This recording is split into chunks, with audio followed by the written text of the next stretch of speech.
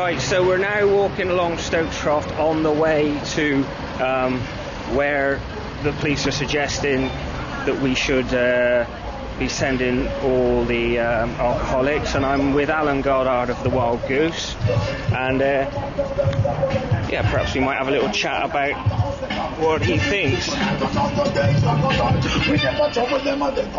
So let me get this all right. Stokes Croft, I suppose, is a place where people do a lot of drinking, but before Stokes Croft it was down in the Bear Pit where they were moved on to, and before the Bear Pit maybe it was down in Brunswick Square, and now the police feel it's time for our drinkers to move on to a place over by the M32, which sounds like it's in the middle of nowhere. Me and Chris are on the way to have a look now. We're really intrigued to see why the police really want to move them onto a place where there's going to be absolutely nothing, because probably they're not going to go. Just a little chat with one or two of them now, and they said, well, it's just too far from the house that they're living in. And the other thing they were saying was that,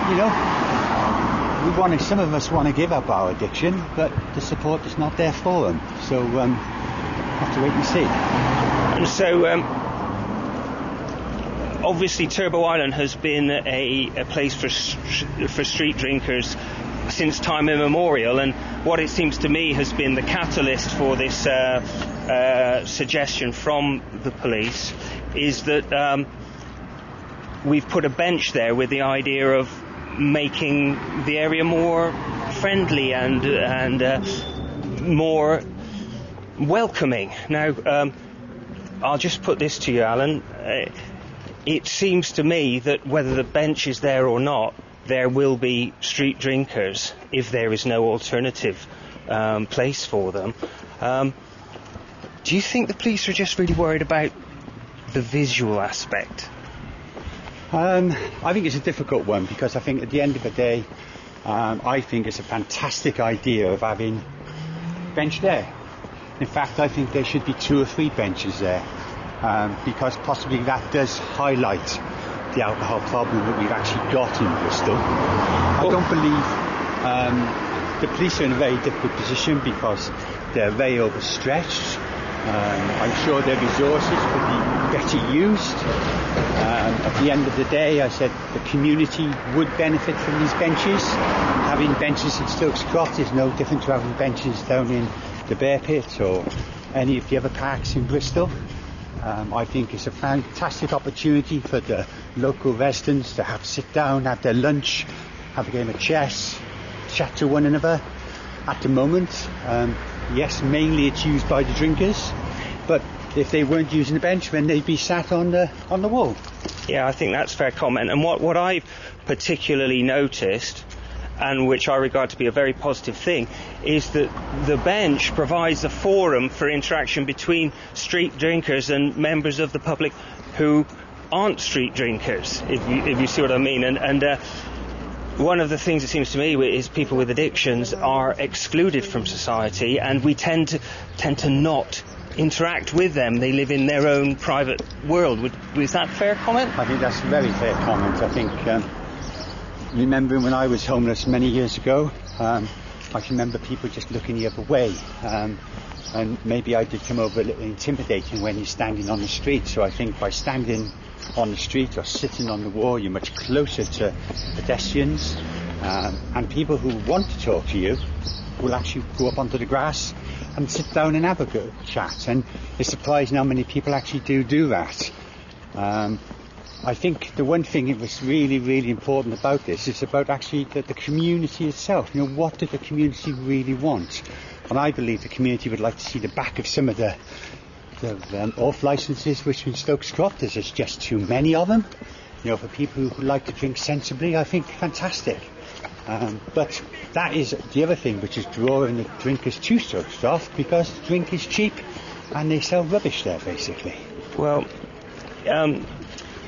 I know that Rachel Marmite has been doing an archaeological survey about the nature of the infrastructure for alcoholics and street drinkers and the homeless. And really, there's all the facilities that you might possibly need in Stokes Croft. You've got hostels, you've got the Wild Goose that provides free food, you've got the Big Issue, if you run out of money, you've got 24-hour street drinking, and then in a very reasonably close distance, you have access to hard drugs of all types. Yeah, I think you actually hit it on the nail there. We are in a situation that Stokes Croft, as you say, has got what you would call everything which would probably attract people with addiction problems.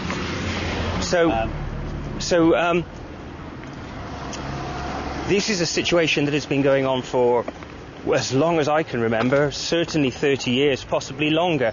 Now, it seems to me that the only way forward is to find a positive way out for these people, because just moving them on seems to me not to have worked, and the evidence of the last 30 years suggests that to be the case. It's almost as if you're, sweeping the dust under the carpet, as it were.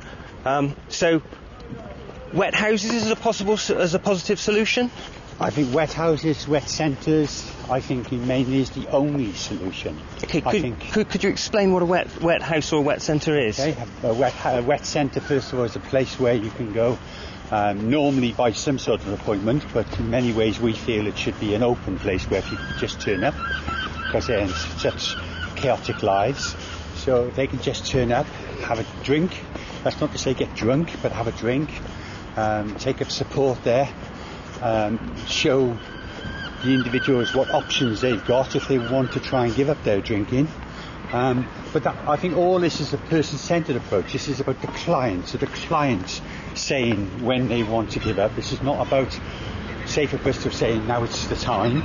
These people are individuals, and for everybody there are windows of opportunity when they want to give up. A wet house is a place where you can live.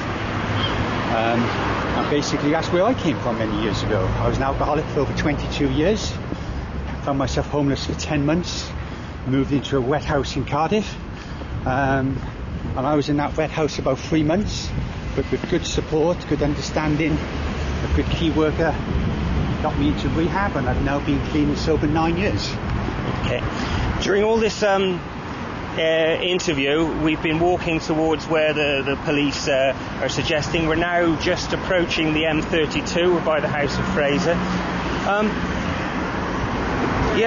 Wet houses and wet centres. That seems like a obviously very positive step, and something that will also lead to an alternative to people sitting all day long drinking. I know that there's something else that you're very, very passionate about, and that's breaking the habits of people. And could you tell us a little bit about the necessity for moving people out of their environment to perhaps other cities? Well, as you know, I work for Crisis Centre Ministries, and over the past 2 years we've taken probably well over 300 people out of Bristol. And when we say we take them out of Bristol, we give them the option.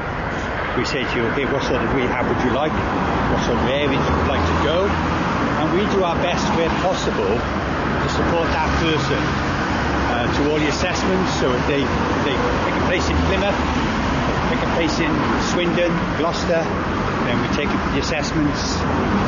While they're there, we visit them. When they're due to leave, then we take an active role in where they want to go for their third stage, basically. By doing that, it gets them away from their acquaintances, their so-called friends, some of their families, which are still in addiction. And then basically, what Bristol seems to be doing is bringing in loads, hundreds of people to do their rehabilitation in Bristol from other parts of the country, but sending nobody out.